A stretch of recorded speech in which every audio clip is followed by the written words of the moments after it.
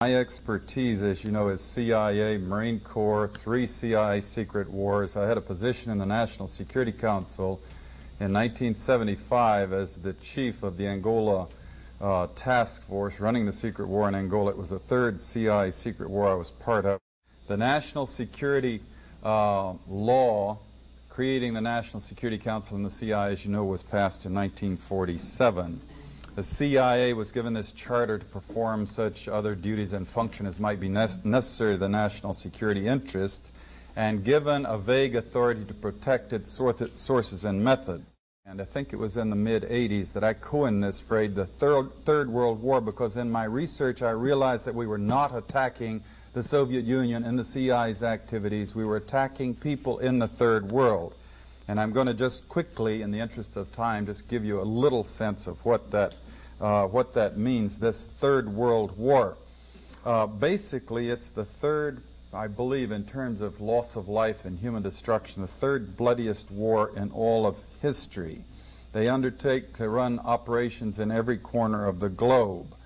They also undertook the license of operating just totally above and beyond U.S. laws. They had a license, if you will, to kill, but also they took that to a license to smuggle drugs, a license to do all kinds of things to other people in other societies in violation of international law, our law, and every principle of nations working together for a healthier and more peaceful world. Meanwhile, again, they battled to convert the U.S. legal system in such a way that it would give them control of our society.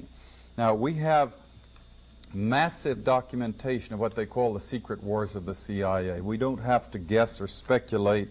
We had the Church Committee investigate them in 1975, gave us our first really in-depth, powerful look inside this structure. Senator Church said in the 14 years before he did his investigation that he found they had run 900 major operations and 3,000 minor operations.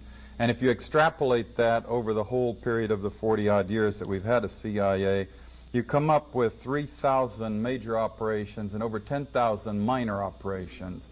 Every one of them illegal, every one of them disruptive of the lives and societies of other peoples, and many of them bloody and gory beyond comprehension almost.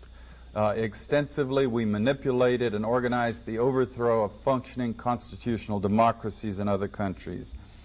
We organized secret armies and directed them to fight in just about every continent in the world. We encouraged ethnic minorities to rise up and fight, people like the Mosquito Indians in Nicaragua, the Kurds in the Middle East, the Monks in Southeast Asia. We have organized, and we still do, and fund death squads in countries around the world, like the Treasury Police in El Salvador, which are responsible for most of the killing of the 50,000 people just in the 80s, and there was 70,000 before that. And orchestration, CIA secret teams, and propaganda led us directly into the Korean War. We were attacking China from the islands Quemoy, Matsu, Thailand, Tibet.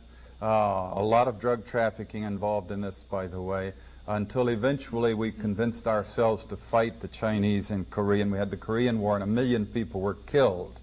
Same thing for the Vietnam War, and we have extensive documentation of how the CIA was involved at every level, or the national security complex, because it's a very cooperative thing, into manipulating the nation into the Vietnam War. And we wound up creating the Golden Triangle, in which the CIA, Air America airplanes were flying in arms to our allies and flying back out with heroin. We launched the largest, this is something that Jimmy Carter did, Admiral Turner brags about it, the operation in Afghanistan. Biggest single operation, I'm told, in the history of the CIA's secret wars. And sure enough, very quickly we produced the Golden Crescent, which is still the largest source of heroin perhaps in the world today. Trying to summarize this Third World War that the CIA, the U.S. national security complex with the military all interwoven in it in many different ways, has been waging. Let me just put it this way. The best heads that I coordinate with studying this thing, we count at least minimum figure 6 million people who've been killed in this long 40-year war that we've waged against the people of the Third World. These are not Soviets. We have not been parachuting teams into the Soviet Union to kill and hurt and maim people, especially not since 1954 when they developed actually a capability of dropping atomic weapons on the United States. They aren't British, French, Swedes, Swiss, Belgians. We don't do bloody, gory operations in the countries of Europe. These are all people of the Third World. They're people of countries like the Congo, Vietnam, Kampuchea, Indonesia, Nicaragua, where conspicuously they nor their governments do not have the capability of doing any physical hurt to the United States. They don't have ICBMs. They don't have armies or navies. They could not hurt us if they wanted to. There has rarely been any evidence that they really wanted to. And that, in fact, is perhaps the whole point. If they had had ICBMs, we probably wouldn't have done the things to them for fear of retaliation.